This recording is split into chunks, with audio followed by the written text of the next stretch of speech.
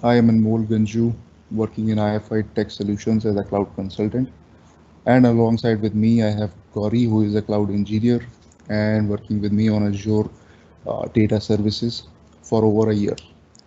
Right. So today we are here to present to you about some of the key topics that are most talked about and related to Power BI and data analytics. Firstly, we'll discuss about the agenda which we will set in today's webinar. Right, so we will be discussing about Power BI, some of the key features of Power BI, and also a case study that we will be discussing to you about, which is for a particular customer that we are working with. Then we have a demo that my colleague Gauri will be showing you about the features of the Power BI, right?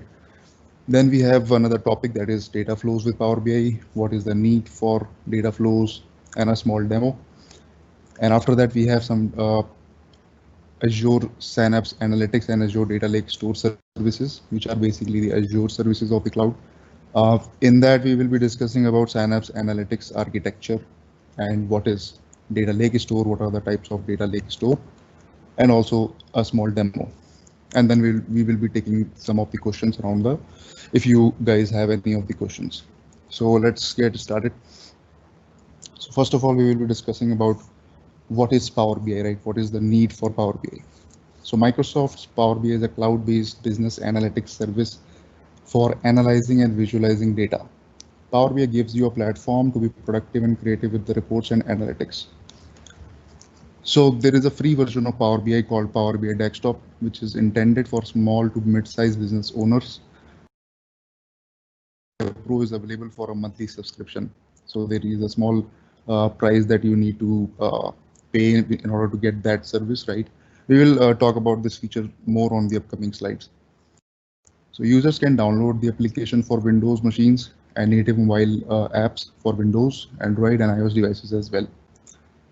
Now, Power BI supports various data sources that can be used to connect to on-premises or cloud services. Designing a Power BI report is a three-way process that includes connection to the data sources, then extracting the data inside of the Power BI, and then transforming the data using Power Query and DAX transformations, and publishing the report so that other users can consume the reports which have access to.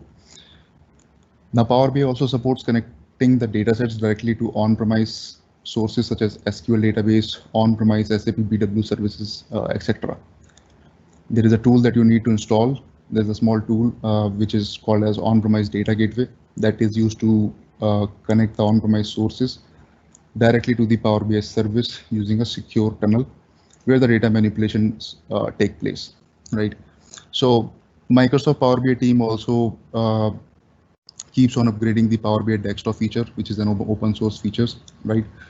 Every month they provide a monthly updates on this feature. So you need to just upgrade the feature to enjoy the updated services each of the month. So next, move on to the licensing part, right? So a very important part for which the Power BI is famous is because of its licensing. Basically, we have Power BI Desktop, which is free and can be installed by anyone free of cost. And Microsoft provides monthly updates of the Power BI Desktop to make the tool function best of the best. Using Power BI Desktop, we can import data and make our data speak the way we want. The only medium of sharing will be through sending the PBX files with other users in the organization. So if you want to maintain the versioning of the Power BI Desktop PBX files, there is another feature which is the Power BI Pro, right? So to achieve the versioning of the report, so let's say I've published one report of myself and I have upgraded that report, right? So maintain that versioning, I don't want to keep on sharing the PBX files. I will upload those files to somewhere to maintain the versioning of it. So that for that I will require a pro license in order to access or create my own workspace and give access to limited number of users, right? So to achieve that, Power BI comes into the picture, where it gives us the liberty to share the report with each other with the help of Power BI service. Now the Power BI Pro license costs only $9.9 per user per month. Microsoft also offers a 60 days trial period of a Pro license so that users can explore all the Power BI features and then consider whether to buy the Pro license or not. Okay.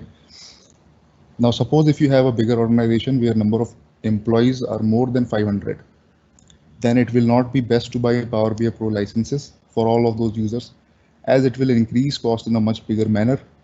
Hence, to overcome this limitation, Microsoft presented another licensing model that is called Power BI Premium, where you can purchase this SKU as a dedicated capacity and can assign to your organizational workspace.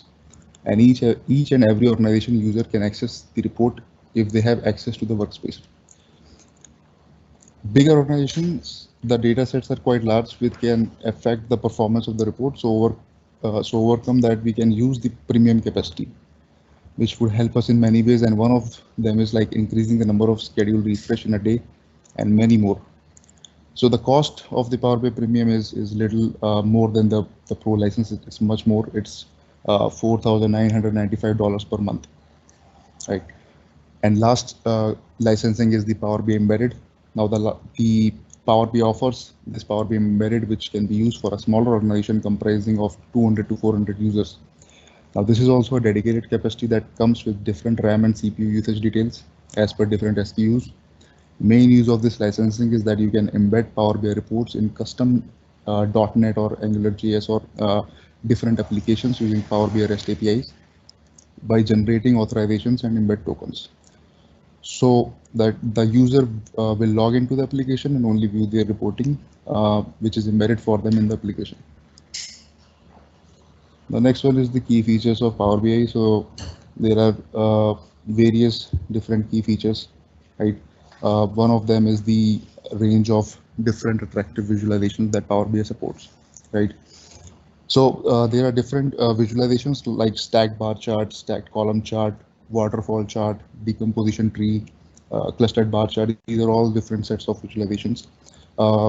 My colleague Gauri will also show you a small demo of the features which Power BI, which are basically the best features of the Power BI.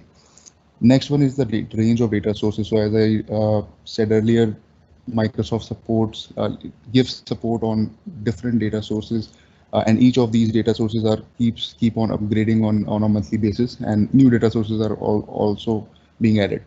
Some of the widely used data sources are Excel, Power BI datasets, Power BI data flows, SQL Server, and much more. Next feature is the Q&A, the natural language Q&A, right? So the natural language Q&A is basically a question and answer box, which is a unique feature of Power BI, which my colleague Gauri will also call out, and she will show you how it works. So using this Q&A box, a user can ask questions in natural language to search for data and information available in the Power BI system.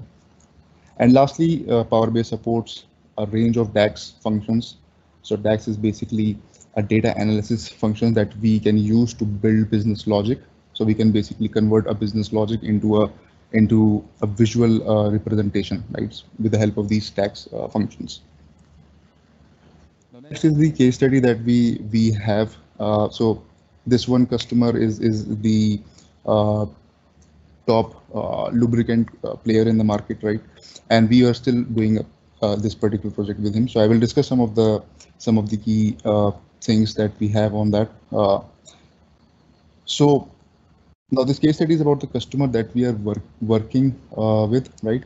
They're top lubricant brand who requires a cost-effective solutions and reporting so that they can overcome various of their pain points of data extraction of more than 3 to 4 years, automation of reports, auto mail trigger to send mails to top employees like HODs or a different sales representative employees, right?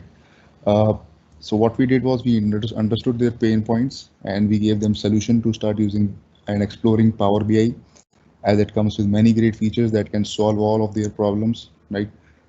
With fixing of the 3 to 4 years of data extraction issues, report refresh automation achievement.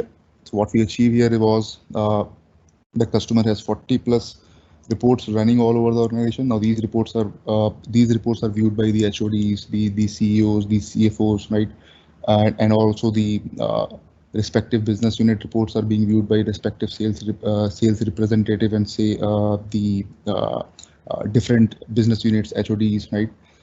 And these reports are also easily accessible on the mobiles and tablets on the go. So each of the members keeps on checking the sales. So these reports are refreshing automatically on the back end, and the sales guys or maybe the customer keeps on checking these reports, right?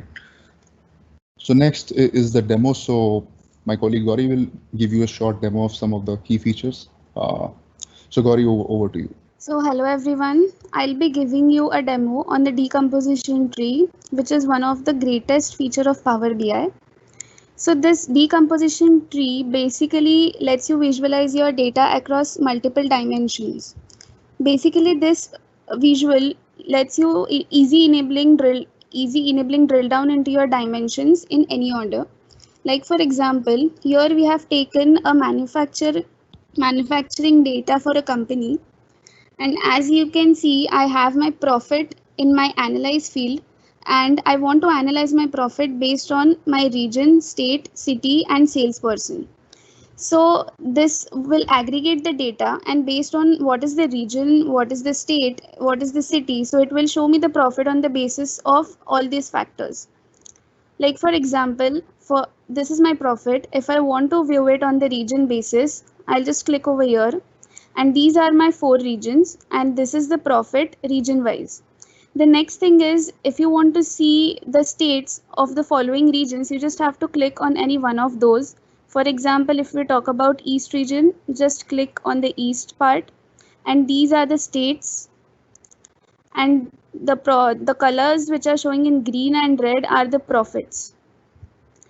Next, if we talk about city, you can check what cities are there under the state New York, and these are the cities with their corresponding profits, and again you can see which salesperson did generate this profit. So this is the salesperson. So using this feature, it becomes very easy to backtrack any problem. Also, the above ones which you are seeing, these are the slicers, which is city subcategory. So even you can select any one of the subcategory, for example art, and you can see the profit changes on the basis of this category. You can check it on basis of any salesperson. So this salesperson belongs to South region, so it again goes to the back of the problem. Here we have the South states. This is the city, and this is the salesperson. So this feature is very easy to check to backtrack your data and construct the solution accordingly. So now let's move on to the second feature, that is the forecasting model, which is present in Power BI. This is basically a line chart, and the forecasting option is only available in the line chart. So we can enable it in the analytics pane, which is present over here, and we can give the points whatever basis we want to calculate the data. I'll show you this in more detail. So this the data set which we are taking has the data till 2017 year, and the above points which you are seeing here and the focused area, those are the predicted ones. So based on the data which Power BI has, this feature analyzes it, and based on the profit which was generated in the past years, it gives us the profit for next 2 years. And this profit will also lie within the upper bound and lower bound endpoints which are present over here. So as you can see, this is the forecast one, and for which it shows the upper bound as 103 and lower bound as 75. So the profit would mostly lie between this region, and the confidence for this is 95%. So for example, if you see in the forecast one, here I have given 2 points, that is it will give me the profit for next 2 years, and confidence level is 90%. You can select any of the level over here, 90 or 95. And based on that, you will be able to track your profit and predict your profit, which becomes very easy for all the companies or business organizations to predict the profit based on what sales they have generated or how can they improve their sales. The next feature is about the Q&A, which is based on natural language processing. So this feature, it lets you explore your data in your own words, and also it picks up the best visualization on what question you ask. So these are ones which are present over here, like average profit or sort orders by segment. These are the default ones which are being present based on the data which is being analyzed. For an example, if I select average profit, then it would show me what is my average profit based on my overall data. If you want to check what is the profit by state, then you just have to type over here and it will pick up the best visualization to show you what is the profit based on this state, which becomes very easy for the end user to check what was the profit, or to find out the solution based on their data. So over to you, Anmol, for the next topic. So yeah, moving on to the next slide. So now we'll talk about the Power BI data flows. So Power BI introduces data flows to help organizations unify data from different sources and prepare it for modeling. Analysts can easily create data flows using familiar self-service tools. Data flows are used to ingest, transform, integrate, and enrich big data by defining data source connections, ETL logic, refresh schedules, and more.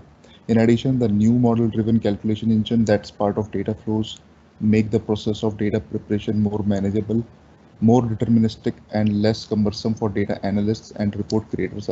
Data is stored as entities in common data model in Azure Data Lake Storage Gen 2. Data flows are created and managed in workspaces by using Power BI Surface. Now, what is the need of data flow? You can use data flows to ingest data from large and growing set of supported on-premises and cloud-based data sources, including Dynamics 365, Salesforce, Azure SQL Database, Excel, SharePoint, and many more sources.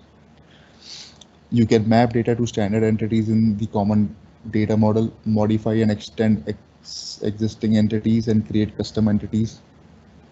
Advanced users can create fully customized data flows using a self-service, low-code, no-code, built-in Power Query authoring experience, similar to the Power Query experience that millions of Power BI desktop and Excel users already know. So once you have created data flow, you can use Power BI desktop and Power BI service to create data sets, reports, dashboards, and apps that leverage the power of the common data model to drive deep insights into your business activities. Now the features of the data flow. So first main feature of the data flow is it behaves as a centralized unit. Now what do I mean by a centralized unit? Let me give you some context.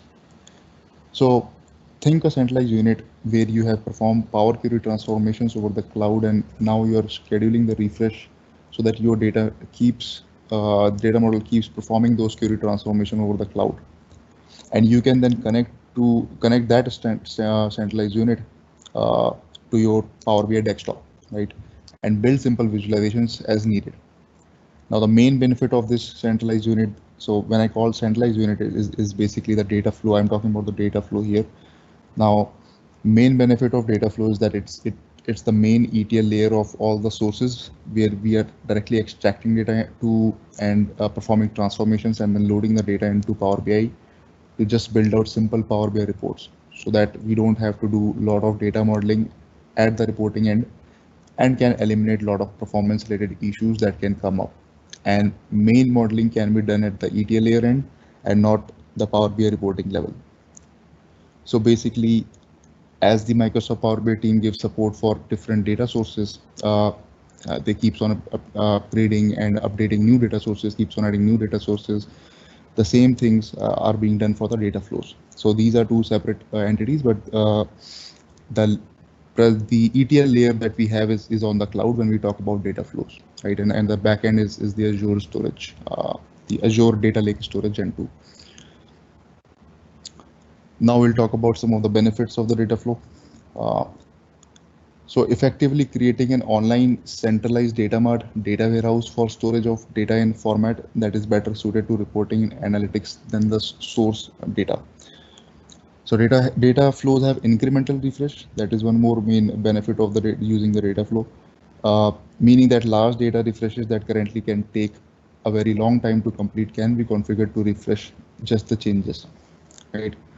And also, as new data flow connectors become available, it will be easier than ever to connect to important data such as customers from services such as MS Dynamics 365 and several other data sources. So other main benefits of data flow is that when you compare the data flow with the Power BI desktop or any Power BI similar kind of reports, Data flow gives you a flexibility to not define any parameters when you are setting up the incremental refresh features, right? So when you are using setting up incremental refreshes in a Power BI desktop, you need to create different parameters that will define as the start and end date parameters. But in the case of data flows, you don't need to you don't have to perform that. The data flow will give you that option. You just need to select you need to add those dates in there, and the data will refresh automatically. Now we have another demo. So my colleague Gauri will present a small demo around data flows. So I hope that you will find this demo very interesting. So Gauri, over to you. So starting with the data flows, first we need to have an underlying data set which we would be used to create a data flow. So for today's webinar, we have selected Azure SQL Database as the data source which we would be using. So to create an Azure SQL database is also very easy. I have created one, which is this, but I'll show you quickly how to create that. You just have to log on to your Azure portal. Just go on to the SQL databases. You have to just click add over here. This is the subscription. You need a subscription for this. Just select your subscription. Then just select your resource group under which you want to deploy all the resources. You just have to give a database name, any name.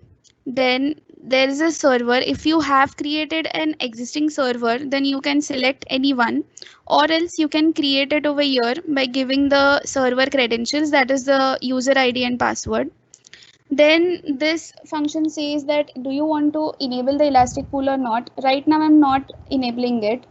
So like basically what elastic pools are, these elastic pools are very simple and these are cost effective solutions which are used to manage and scale multiple databases which have like varying cost, or they have unpredictable demands. So these databases, the databases which are used, they lie in an elastic pool on a single server, and they share number of resources at a set price. So next is the compute storage, that is the size of the database which we want to select. So I'll just add a name over here.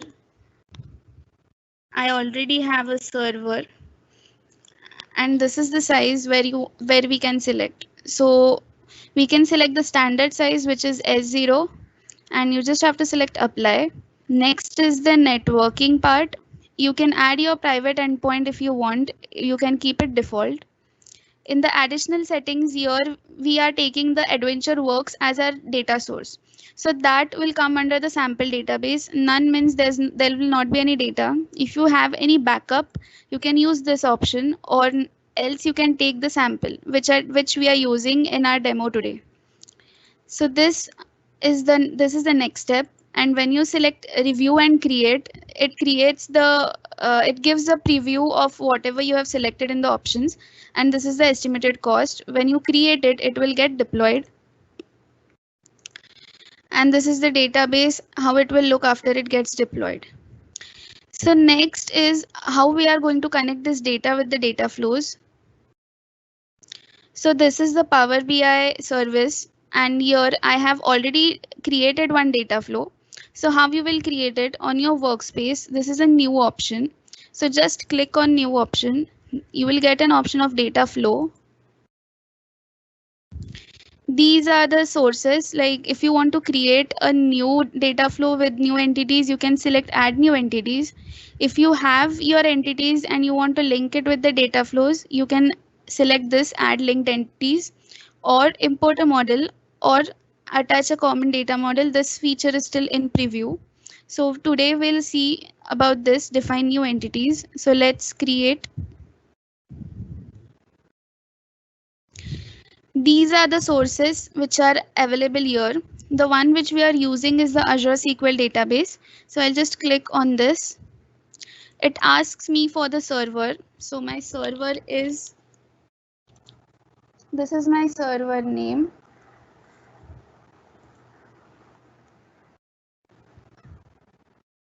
This is the database name. As this data is on cloud, so I will not need the on-premise data gateway. But if your data is on premises, you will need an on-premise data gateway. Keep the authentication kind as basic. You will have to enter your username and password, which you use to create a server. Just click on next option. This is the Power Query mode where you will have to select any tables or views or functions. So this data set is basically the AdventureWorks which we had selected in our Azure SQL database. So one great feature is that if you select any one of this and if you click on select related tables, it will automatically identify the relation with the other tables which are linked with this table, sales LT address, and it would display the data over here. Then you just have to click on the transform data, where you can perform any transformations which are related to, like you can replace your data, you can delete columns, or you can change the data type of your column. This is the same feature which we can do at our Power BI desktop level. So this we can do it at the service itself. Under transform option, we can replace the data. For suppose we have the name of address over here as 8713 and we want to replace it by ABC. So you just have to write the value to find and replace with. So it will replace all the values. And next you have to do save and close. So this will create a data flow. And it would look like this. These are the three tables, and the columns which are present, these are the field names and their data types. So now I've published the desktop file over here in the service, which is this file. And I have connected my data flow with my data set. So in the desktop file, you will get an option of connect to your data flows. And after selecting the data flow which we have created, it will load the three tables which are present. And this is just a sample data. This is a table visualization which I have added over here. So using data flows becomes easier when we want to create like 3 or 4 reports which are similar and want to perform similar transformations in every report. So it is not feasible to open every report, go to transformation settings and perform those settings over and over. So to avoid that, we can create a data flow at the service level, and we can always we can connect to that data flow in the desktop, which will become very easy for the transformation to perform at only one instance. Okay, so the next item on the agenda is the Azure Synapse Analytics and the Azure Data Lake Store. So let's talk about the Azure Synapse Analytics. So simply put, Azure Synapse Analytics is an evolution of Azure SQL Data Warehouse. Azure SQL Data Warehouse is a massively parallel processing cloud-based scale-out relational database designed to process and store large volumes of data within the Microsoft Azure Cloud Platform. So at its core, Azure Synapse contains the massive parallel processing architecture and scale-out technology of Azure SQL Data Warehouse, which is referred to as Synapse SQL Pool. However, Microsoft has added a few other features that make this a more powerful and unique data analytics solution in the market. Now, Azure Synapse merges cloud data warehousing and big data analytics into a single service platform. That means that if you are trying to assess whether you need a cloud data warehouse, a data lake, or both, Azure Synapse Analytics can bridge both of those needs for you. You can either query data using serverless on-demand resources or provisioned resources. You can ingest, transform, and prepare data for use with Power BI and Azure machine learning for advanced analytics. Now, Azure Synapse Analytics can be connected to several other data services like Azure Machine Learning, Microsoft Power BI, Azure Data Lake, Azure Blob Storage, Azure Active Directory.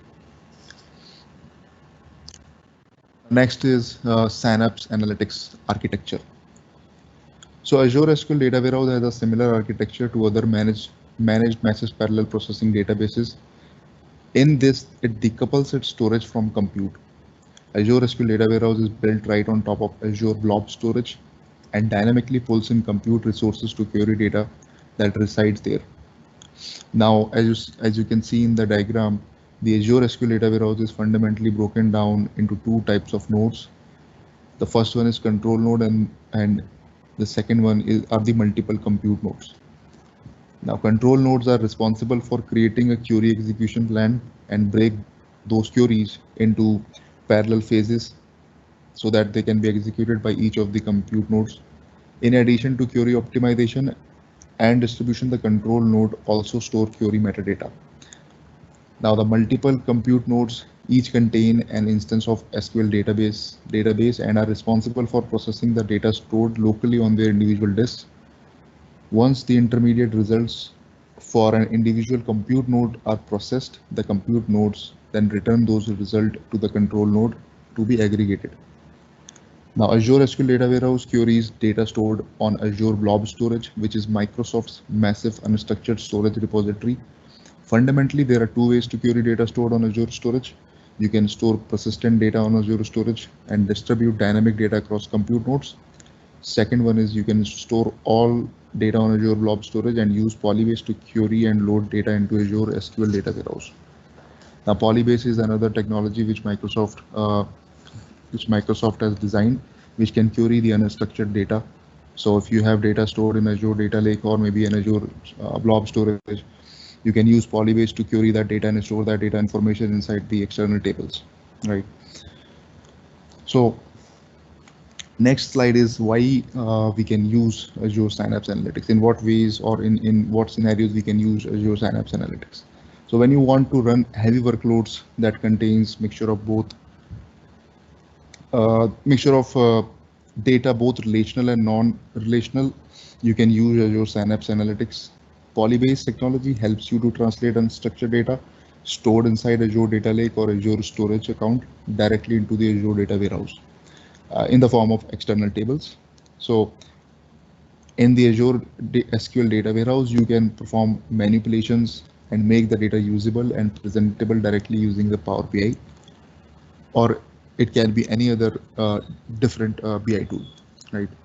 So basically, the Azure Synapse Analytics is an enterprise solution for mission critical workloads, right? So if you have petabytes of data and you want to perform different transformations in a Azure SQL Data Warehouse, you can obviously go for this solution, right? And you can use a Power BI business intelligence tools to pick up that data which you have transformed and build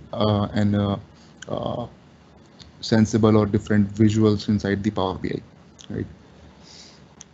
So next one is the key features about the Azure Synapse Analytics. So Azure Synapse Analytics is a combination of SQL Server relational database and Azure Cloud scale-out capabilities, right? It keeps computing separated from storage, right? So if you create Azure SQL Data Warehouse, which my colleague Gauri will show you, you will create when you create a SQL Data Warehouse, you will define your performance data warehouse units where you want to scale, right?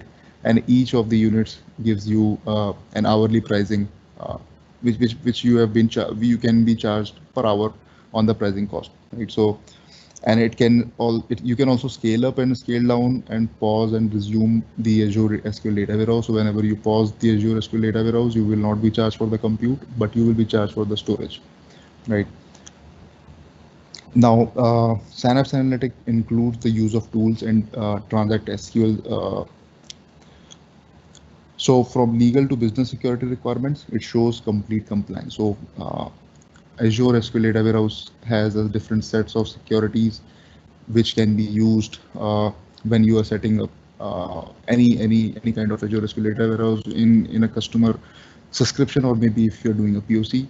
It has different security options, like you can whitelist your IP address. If you want to block unwanted access, you can restrict the access in the firewall settings. You can encrypt the data at the SQL Data Warehouse level, and different sorts of security features. Now, next on the slide is we'll talk about the Azure Data Lake storage, right? So Microsoft Azure Data Lake is a highly scalable public cloud service that allows developers, scientists, business professionals, and other Microsoft customers to gain insight from large and complex data sets.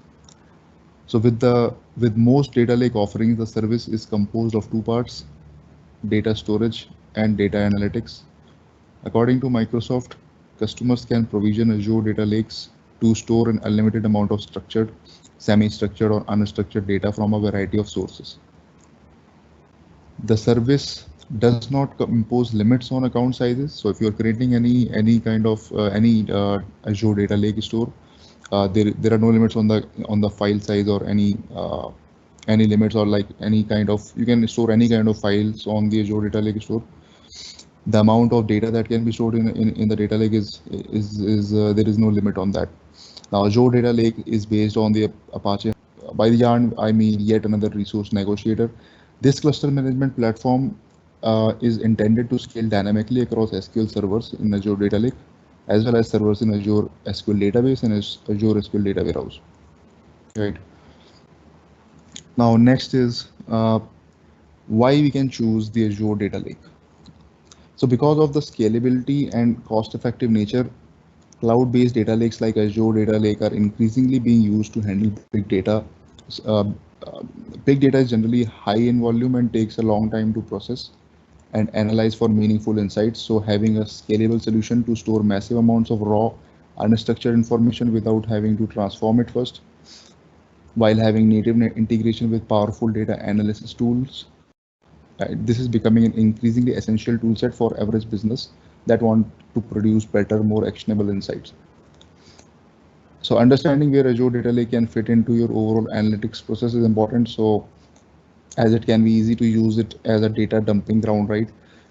So evaluate how it can provide value as a persistent staging layer for your big data to eventually deliver transformed data for consumption by the right business intelligence solutions like Power BI.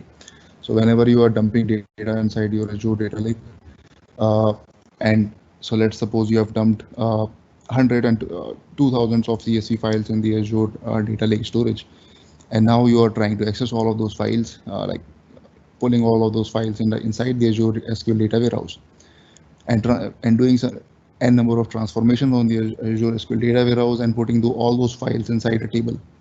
You can use this approach to build any kind of solutions, which can be a reporting solution, right, or which can be an application level solution or any kind of solution. What are the different data lake storages, right? So we have two types of data lake storages, Gen 1 and Gen 2.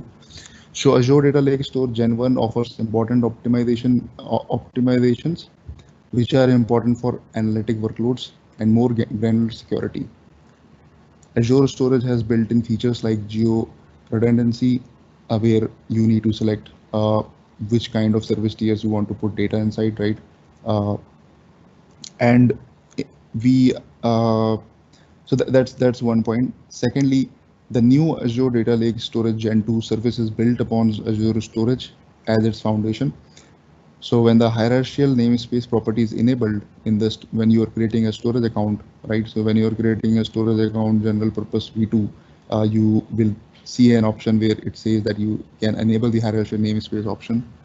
So then that storage account will act as a Azure Data Lake Gen 2 storage account, right? So there are a couple of ways to verify if ADLS Gen 2 is enabled for a storage account, right? So while we are creating the storage account, we will review those changes. So when viewing the Azure storage account configuration properties, if the hierarchical namespace is enabled, this indicates the ADLS Gen 2 is supported. Now the Gen 1 has a DFS connector, that is a distributed file system, and where ABFS involves Azure Blob File System, right, which is a part of Apache Hadoop system. So for connectivity to Azure Data Lake Storage Gen 2, the ABFS driver utilizes the DFS endpoint to invoke performance and security optimizations. So these are some of the features of different types of Azure Data Lake Storage. I will come across the features for the Azure Data Lake Store. The first main feature of the Azure Data Lake Store is the storage, right? So it has many other characteristics. Now the Azure Data Lake Store can store virtually any size of data, any number of files. Each of the data lake store files is sliced into blocks, and these blocks are distributed across multiple data nodes. So there is no limitation of number of blocks and data nodes. And you can also store any type of data inside an Azure Data Lake Store. It can be structured, it can be semi-structured, and it can be an unstructured. Next main feature of Azure Data Lake Store is the performance. Now, Azure Data Lake Storage has been created to support analytic workloads that requires large throughput, right? So this allows improved performance and reduced latency. In order to process data up to petabytes in size, Azure Data Lake Store distributes data across multiple nodes via mappers and reducers in the magnitude of 1,000 processes this data in parallel to provide fast results. Second, we have the availability rights for the another feature of the Azure Data Lake Store. So Azure maintains 3 copies of each data object stored across multiple regions to ensure availability in the unlikely case of any hardware failure, right? So Microsoft suggests as a best practice to always ensure proper access policies for your data, as well as creating copies of critical data as part of disaster mitigation routines. And another main feature of Azure Data Lake Store is the security. So when you are implementing a big data solution, security shouldn't be optional. To conform with security standards and limit sensitive information visibility, data must be secured in transit and at rest, right? So with the use of Azure Data Lake Store, you can grant security as per the access level. So you have different users at the Active Directory level, right? And you want to grant an access to different users who will be using this Azure Data Lake Store for populating the data inside the Azure Data Lake. You can use the access control policies to define the access. Like if you want to give a read access or a write access over the files of the Azure Data Lake, right? Encryption is one of the features. So all the data is being encrypted inside the Azure Data Lake Store. And another feature is the auditing of the data which is being stored. For a short demo, so my colleague Gauri will show you some of the key features of the Azure Synapse Analytics and Azure Data Lake Storage. So Gauri, over to you. So first we'll see how to create Azure Synapse Analytics. For creating Azure Synapse Analytics, so basically I have already created one, but I'll show you how to create. You just have to go to create a resource. You can just type Azure Synapse Analytics in the marketplace, or just go under the analytics option and you can find Azure Synapse Analytics here. Just click on this.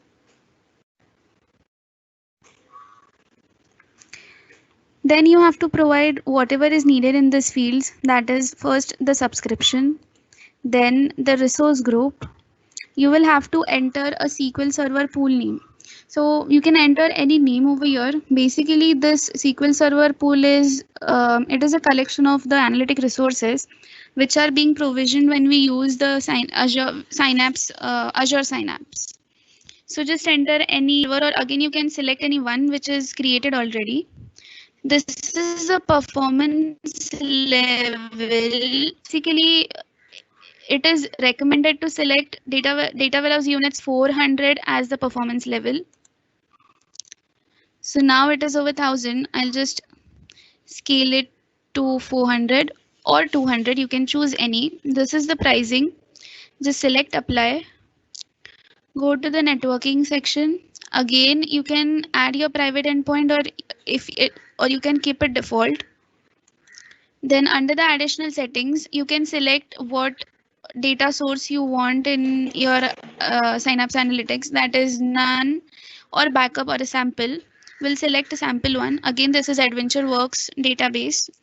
So this is the advanced data security. I'll brief you in detail after we create this. Just create next and review, and this is your cost. So after the review is passed, you just click on create and your Azure Synapse Analytics service will get deployed. So when it gets deployed, it will just show like this. These are the resource group, what is the status. Now it is paused, but you can resume. This is also another great feature. So when you are not using the data warehouse, you can just pause it, or when you want to use, you can just resume it. So that decreases what is your compute. So this becomes very easy to use. The next, another feature which we talked was about the advanced data security. So this is basically, it is a package of advanced SQL security capabilities, which basically it classifies what is the sensitive data, or it detects what are the anomalous activities which are occurring, and also it provides different factors like the data discovery, vulnerability, and advanced threat protection. So after you enable this, you can view what are you can experience these factors. So basically data discovery is, it tracks and labels or reports your sensitive data, or the like whatever it is not necessary, or whatever is not appropriate according to the security. The vulnerability basically helps to remediate your potentiality of database vulnerabilities. And the threat protection is basically it detects what are the anomalous behaviors occurring and occurring during the overall process. And this helps you to remediate your process, and lets you to take any actions against this. So next feature is the maintenance window, which you can also use over here. So these are the primary window and the secondary maintenance window. Basically, this maintenance window is where you can receive what are the new features or upgrades and patches. So you can use this feature. If so, these are the windows where you can select on day basis. So now if your maintenance will not take place at the primary window, then it will cover in the secondary maintenance window. Next is the geo backup policy.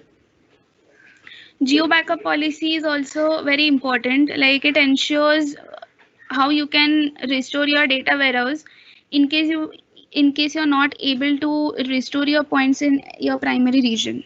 So this is the most recent geo backup time. This was all about the Azure Synapse, and now I'll show you how to create an Azure Data Lake Storage account. So for that, in the create resource, you can select it over here. You can just type the storage.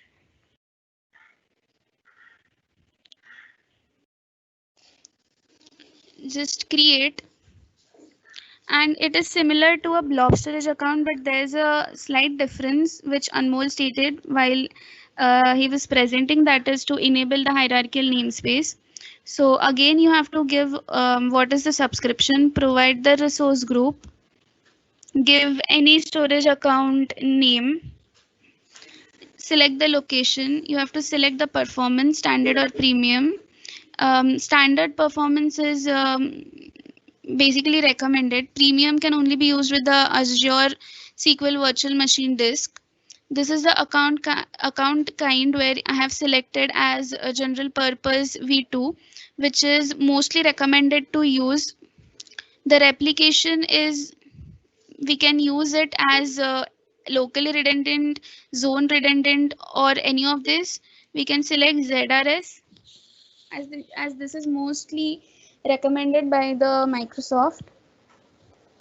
Next is the access tier, cool or hot. So basically this is based on how much time you access your data. If the access is frequent, then you can select hot. Go on the next settings, which is networking. Select any of the endpoint. Now it's public endpoint. Go on the data protection. So now all these options are enabled, but after when you go on to the advanced settings, and when I enable this, that is data lake storage gen 2 hierarchical namespace, I'll just select enable over here. And now if we go back to data protection, this soft delete for blobs, this would be grayed out. So you just have to go to next tags, review and create. This will run the final validation, and after this is passed, you can create it. So I have already created one, which is this one. So these are the same which appears in the while creating blob storage. This is the containers, just there is a change in the icon. I have created one container, and this has the data of AdventureWorks. So it is really very easy to create a data lake storage account or a Synapse Analytic resource and deploy it in our resource group and use it accordingly. Over to you, Anmol, for the next slides. So yeah, that's it from our side, and we have these upcoming webinars scheduled, right? So please register for this, book your seats in advance, right? And now we will take up any questions that you guys have, right? So please comment any questions that you have. Okay, so there is a question regarding local LDAP server, and similarly the audience wants to store the data from the local LDAP server in SQL and link to Power BI for reporting. So when you talk about storing the data from LDAP server directly to the SQL Azure, first of all, you need an on-premise data gateway to basically make a secure connection layer from the local LDAP server to SQL Azure, right? Only then you can connect the Power BI to the SQL Azure. Please reach out to us if you have any feedbacks regarding the webinar, right? These are our social handles where you can follow us, and you can also directly mail us if you have any direct queries. I hope that you have found this webinar interesting and informative. You can also reach out to us on LinkedIn, and you can post your questions there directly. Any sort of queries that any one of you guys have. So thank you. Thanks for joining.